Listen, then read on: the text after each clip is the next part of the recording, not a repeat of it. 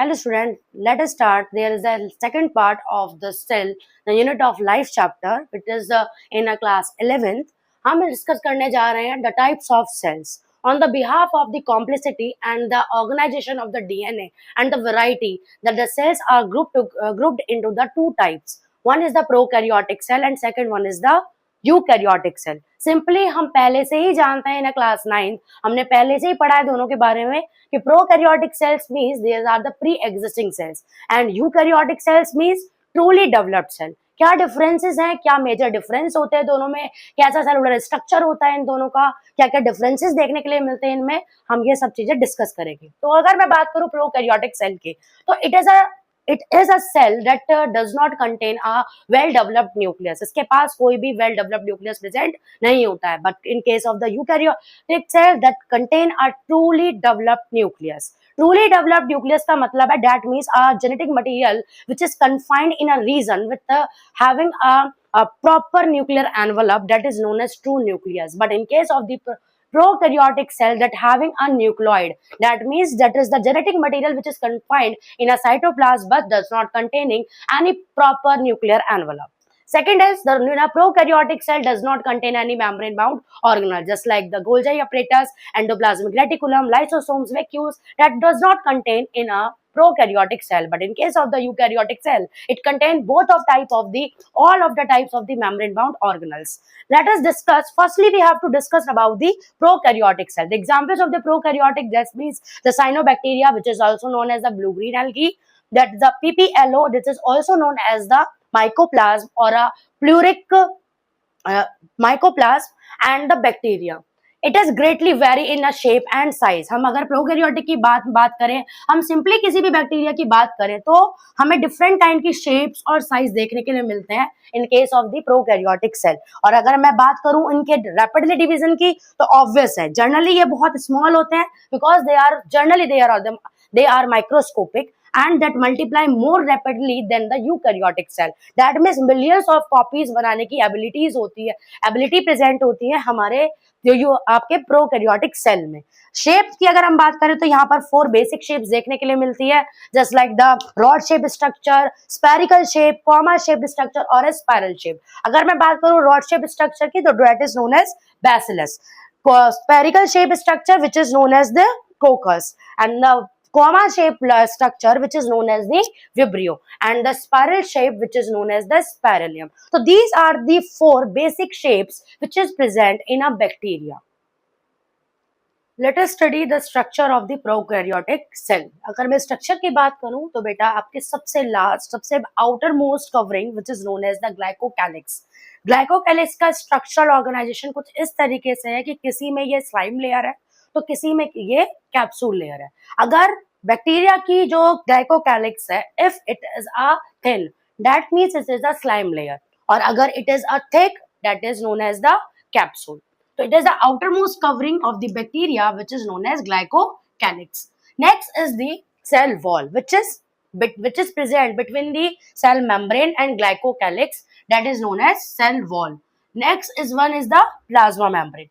The extensions of the plasma membrane or is known as the mesosomes. जब आपकी plasma membrane infold हो जाती है, एक ट्यूबुलर स्ट्रक्चर का फॉर्मेशन करती है, एक सिक्रेशन ट्यूबुलर का स्ट्रक्चर का फॉर्मेशन करती है, तो that is known as the mesosomes.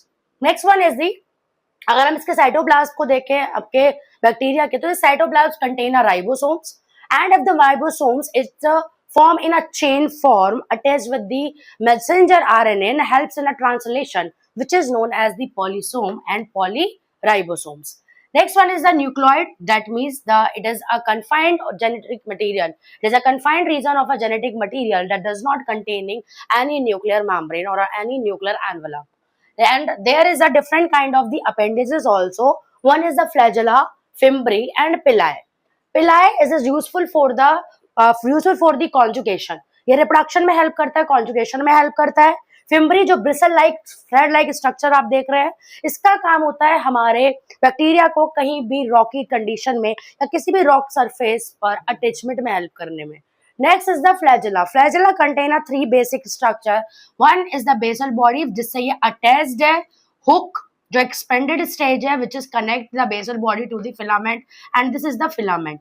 ये स्ट्रक्चर जो फ्लैजिला है, इस फ्लैजिला का काम है for the locomotion.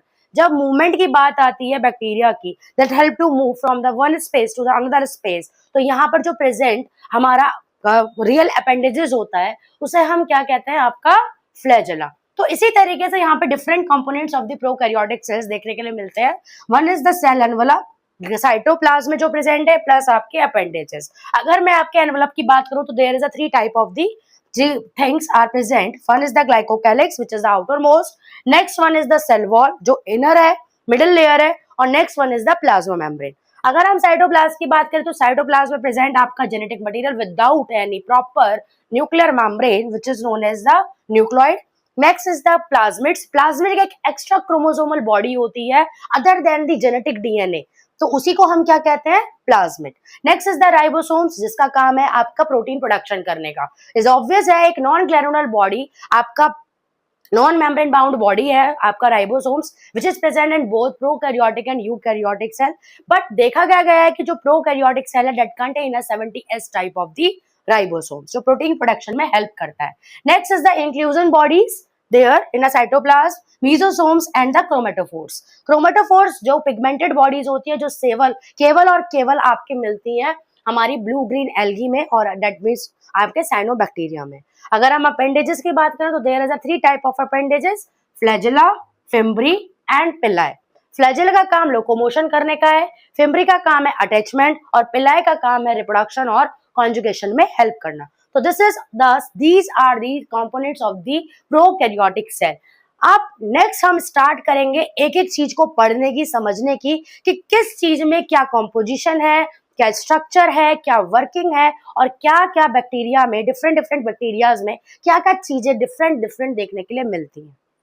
Let us discuss about the cell envelope। अगर हम बात करें सेल एनवलप की तो it is the outermost covering of the protoplasm which is known to protect the cell from the mechanical desiccation or any type of the shock or injury, and there is the three tightly bounded layers, that one is the glycocalyx, cell wall and cell membrane। अगर मैं पहले बात करूं outer most layer की which is known as the glycocalyx.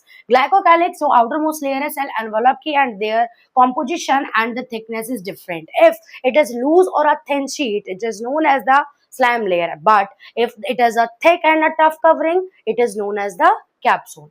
Second one is the cell wall, which is the middle layer and it is present just below to the glycocalyx। It is determine the shape of the cell।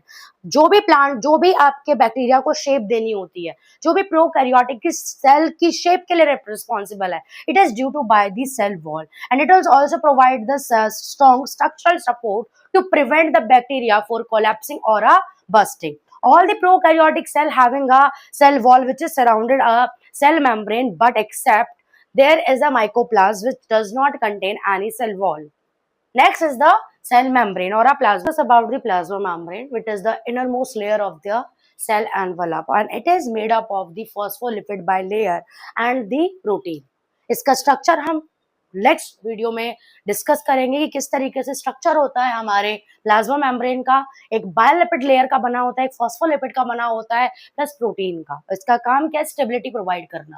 अगर मैं बात करूं selectively towards the staining, तो यहाँ पर bacteria to types के हैं। One is the gram positive bacteria and second one is the gram negative bacteria. Gram stain which is taken up by the bacteria which is known as the gram positive, but when the gram stain does not take up by the bacteria which is known as the gram negative bacteria। ये जो staining है, violet color की जो staining है, it is present in a gram positive bacteria because there is a thick layer of the peptidoglycan in their cell wall। अगर मैं बात करूं, मैंने पिछली ही उसमें स्लाइड में शेयर किया था कि जो आपका सेल वॉल होता है, सेल वॉल का कैसा स्ट्रक्चर होता है। अगर मैं सेल वॉल के कंपोजिशन की बात करूं तो cell wall it is made up of the peptidoglycan in a bacteria, और अगर हम प्लांट्स की बात करें तो प्लांट्स में यही सेल वॉल सेलुलोज की बनी होती है। तो it is a thick layer of the peptidoglycan, that's why the gram positive bacteria have to take up the violet color stained। Next is the nucleoid or a genophore। Genophore और a nucleoid की अगर मैं बात करूँ, confined region of the genetic material which does not containing any proper nuclear envelope और a nuclear membrane. It is a non-well defined nucleus. It is also known as the non-well defined nucleus, and the genetic material, the genetic DNA, single chromosome or a circular DNA. It is a naked, and it is not enclosed by the nuclear membrane, which is known as the न्यूक्लॉइड. अगर मैं बात करूं many of the bacteria that contain a plasmid. Plasmid के बारे में मैंने diagram में ही discuss किया था. एक स्मॉल सर्कुलर डीएनए होता है which is other than to the chromosomal और a genomic DNA, which it is all about the nucleoid. The mesosomes. Mesosomes, which are the extensions that are formed by the plasma membrane into the cells. ये कुछ extensions होते हैं जो एक tubules की form में, आपके वेसिकल्स की फॉर्म में, लैम्बले की फॉर्म में इनसाइड दी आपका सेल मिलते हैं, which is known as the mesosomes. इसका for different there is a different type of works that which is due to by the mesosome. First, it helps to increase the enzymatic content and the surface area of the plasma membrane, and साथ ही साथ ये cell wall की formation में भी help करता है, plus replication of DNA में help करता है, जो भी डिस्ट्रीब्यूशन होता है जेनेटिक मटेरियल का to the daughter cell during the fission which is done by the mesosome, or it is also helps in the respiration and the cellular secretion. So that is the working of the mesosomes, जिसको हम highly extensions हैं which is present in a plasma membrane into the cell.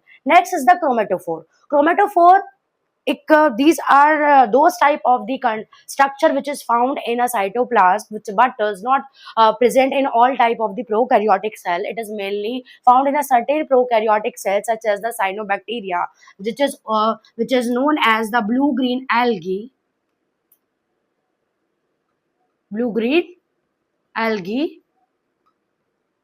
and the internal structure is a system that is found in a photosynthetic organism which contain a photosynthetic pigment. क्यों मिलता है इसमें? Because इसके अंदर photosynthetic pigments present होते हैं. Next is the flagella. मैं बात करूं तो ये एक अपेंडेजेस है जो बैक्टीरिया में मिलता है. बैक्टीरिया में 3 टाइप ऑफ अपेंडेजेस हमने पढ़े हैं, पिल्लाए, फिम्ब्री एंड द फ्लैजेला. सबसे पहले हम बात करते हैं इसके लोकोमोटरी अपेंडेजेस की, जिसमें आपका फ्लैजेला है. फ्लैजेला विच हैविंग 3 टाइप, इसमें 3 पार्ट्स होते हैं जो डिफरेंशिएट होती है. इसकी जो पार्ट है जैसे फिलामेंट, हुक और बेसल बॉडी. लेकिन हम डिस्कस करते हैं कि क्या होता है flagella. Flagella which is absent and present of the flagella bacteria may be the motile और नॉन मोटाइल. अगर ये प्रेजेंट है तो bacteria obvious it is the motile, और अगर ये एब्सेंट है तो it is non motile. Motile और नॉन मोटाइल का मतलब कि स्टैटिक पोजीशन पर है और एक ऐसा बैक्टीरिया है जो मूव कर पा रहा है. अगर कोई बैक्टीरिया मोटाइल है, दैट मीन्स अगर कोई बैक्टीरिया मूव कर पा रहा है, that's mean that contain a 1 or more filament that from the cell wall which is known as the flagella. इसका काम है लोकोमोशन करना, that means the movement from one place to the another place. Bacterial flagella is differentiated into 3 part. One is the filament, second one is the hook, and third one is the basal body. Next is the bacterial plasma, that is the bacterial flagella, which is differentiated into 3 parts, and we know that the flagella which is responsible for the locomotion. There is a 3 part, one is the filament, second one is the hook, and third one is the basal body. Basal body which is inserted into the cell envelope, and it is a hook which is a curved or a tubular structure that also help to connect the filament to the basal body. So it is a hook which is a curved part. Next is the filament, which is the largest portion and extended from the cell surface outside the cell. Next one is the ribosomes. Ribosomes, which is a granular body, and it is a non-membrane bound organelle which is found in both prokaryotic as well as in a eukaryotic cell. In a prokaryotic cell, it is of a 70S type. S means the Swidwurch unit, which is also known as the sedimentation. एक sedimentation unit होती है, and the ribosome is responsible for the protein synthesis. The 70S type of the ribosome contain a 2 subunit. One is the large subunit and second one is the small subunit. Large subunit it is a 50S and the small subunit it is a 30S. The ribosome may be attached with the messenger RNA, the single strand of the messenger RNA in the form of the chain that is known as polyribosome. or a polysome. That is the messenger RNA, and it is a ribosomes, and these are attached, and this is attachment is known as the polysome or a polyribosome. This help to the translate the messenger RNA into the protein. That means polysome का काम है आपके prokaryotic cells में protein का production करना, because ये translation में help करता है mRNA को यूज करके. mRNA means messenger RNA. So that is all about the ribosome. Next, inclusion bodies. Inclusion bodies are those reserve material में कुछ रिजर्व बॉडीज होती है, कुछ रिजर्व मटेरियल होता है which is found in the cytoplasm of the prokaryotic cell. These are not bounded by any membrane system and it lies and free in a cytoplasm like the phosphate granules, glycogen granules, cyanophysin granules. So these are the inclusion bodies. So this is all about the prokaryotic cell and this way जाना कि what is the structure of the prokaryotic cell, क्या structure organisation होता है prokaryotic cell का, और prokaryotic cells के पास जितना भी साइटोप्लाज्म के अंदर जो भी मटेरियल होता है उसका क्या वर्क होता है, क्या सेल एनवलप होता है, क्या इसके अंदर अपेंडेजेस होते हैं, इन सभी चीजों को हमने इस वीडियो में डिस्कस किया. सो स्टूडेंट्स, अगर आपको मेरी वीडियो अच्छी लगी हो तो वीडियो को लाइक करें, ज़्यादा शेयर करें और मेरे चैनल को सब्सक्राइब करें. नीचे मेरी इंस्टाग्राम का लिंक है, उसे आप करें. Thank you.